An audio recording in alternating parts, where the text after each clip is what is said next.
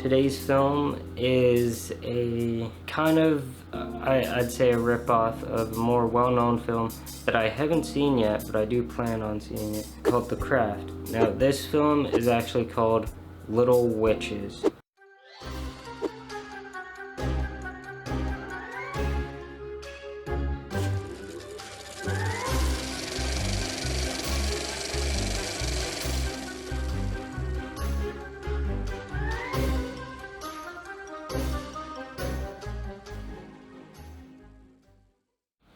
Welcome back everybody to my April's Easter egg hunt review series. In case you don't know what this film is about, it's about a group of girls at a Catholic boarding school who get mixed up in the occult. I have to assume that it's very similar to the more popular The Craft, because I had never heard of this one before, but I'd heard of The Craft. The opening summoning ritual is an interesting way to start the film. Kind of like a prequel cold open type thing prior to us actually getting into the film. Overall, everything was decent. Like, it's not good, but tons of issues with it, but I've just got somewhat positive stuff to say about it. I know from reading the trivia that while the studio wanted a lot more nudity in the film, but the director and producer didn't want to put more in because the actresses were already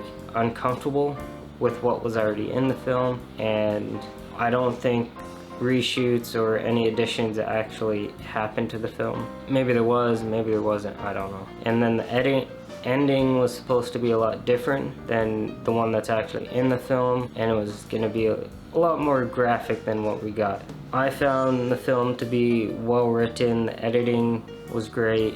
The film was paced well, I guess you could say. There might have been like a time jump or two that I'm just forgetting right now. The writing and dialogue is somewhat believable. Framing is pretty good overall. Cinematography is good. Sets are passable, but at the same time, they probably could have been a lot better. It's definitely interestingly shot, and the effects are decently executed. For a film that had to be filmed in roughly 18 days over the course of 3 weeks total, and then it was released like a month after The Craft, so it definitely was a film that was made to capitalize on that success. I guess this film was so badly received or whatever it was that only 2 of the actresses continued acting afterwards. Everybody else just quit, and even the director later disowned this film because of all the bad elements to it. But for me, it was passable. It was somewhat enjoyable. I guess that's what happens when you go in without any expectations.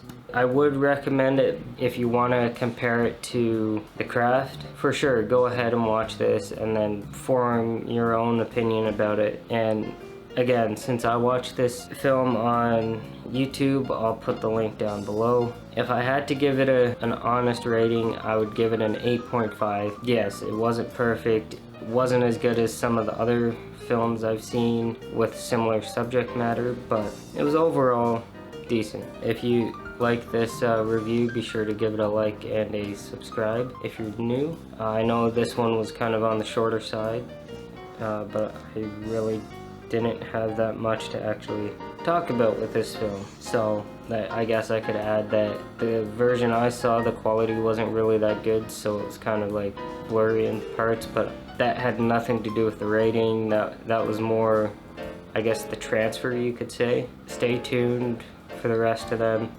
As you know by now, they get weirder and weirder. I think starting with the next one kind of got a weird subject matter in it.